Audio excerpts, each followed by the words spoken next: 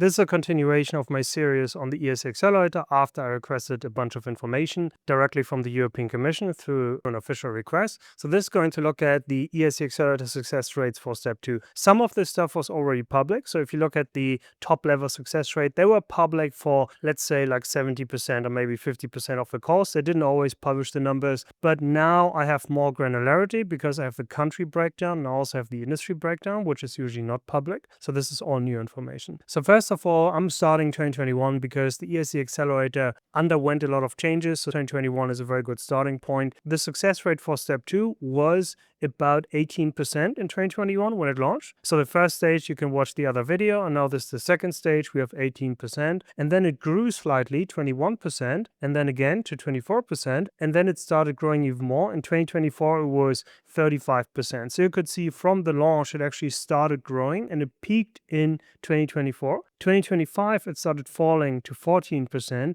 and now in 2026, we're at about 10%. So you can never look at the success rates in isolation. So you want to look at step 1, step 2, step 3, and then you can get a good idea of what the overall success rate is. For the overall success rate, it's usually below 5%. It can change. It has been above 5%. I believe in 2021, it was 6 or 7%, and then there have been success rates that were obviously much lower than that. But whenever you see the success rate of one step rising or falling, usually the other ones compensate. So for example, the interview success rates in step 3 have increased. At the same time, the step 2 success rates have fallen, which makes sense because you want the lowest success rates in the beginning so that companies that actually invest the time into it know that the further they progress, the higher the chances. The last thing you want is that it's easy, and then at the end it's hard and you've invested 6 months. So clearly this is a good thing that the success rate for step 2 is falling, but at the same time the interview is rising because the interview is now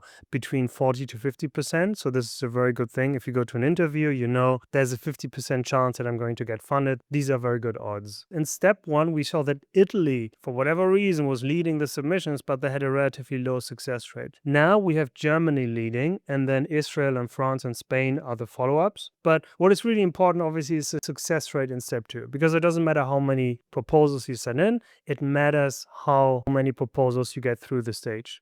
So we can see that Germany has a success rate of 25%, Israel is about 19%, France of 28%, Spain 23%, Italy 16%, and so on. Overall, if you look at the aggregated data, we had over 12,000 EIC Accelerator Step 2 proposals, and of that we have about 3,000 go decisions. So if you look at the average from 2021 now to 2026, we're at about 22% overall. And surprisingly, if you look at the countries with the strongest success rate, we have Armenia, which is leading with 50%. Of course, very small volume. You can't really scale up these averages. Doesn't mean if they submitted 2,000 proposals, 1,000 will get through. So clearly this is small volume. But the Netherlands is doing very well with 30%, followed by Sweden by about 29%, similar to France and Denmark, and then Belgium comes in at about 28%. So you can see that very often, if you look at the high volume countries, it's the northern, the central European countries that do extremely well with the EIC Accelerator. And just like we had in step 1, there's of course countries that have a 0% success rates. For example, if you look at Malta, they sent in 18 step 2 proposals and they got 0 through. Tunisia, Montenegro, Bosnia, North Macedonia, South Africa. You can actually apply as a non-EU country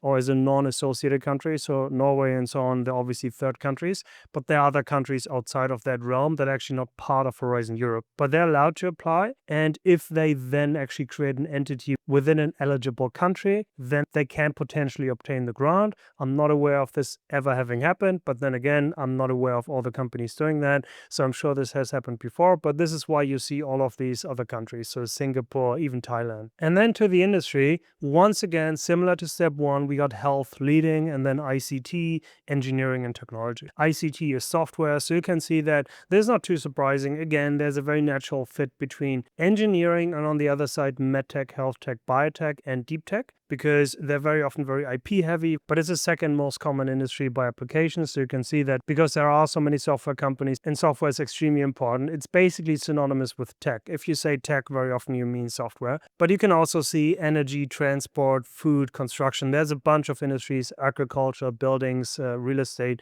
There's a lot of industries that come. And again, it's very often N equals one. It means if you have an interesting project, interesting technology, and there is market momentum, there's a reason why this is a good opportunity now, then obviously you're a good fit, irrespective of the industry.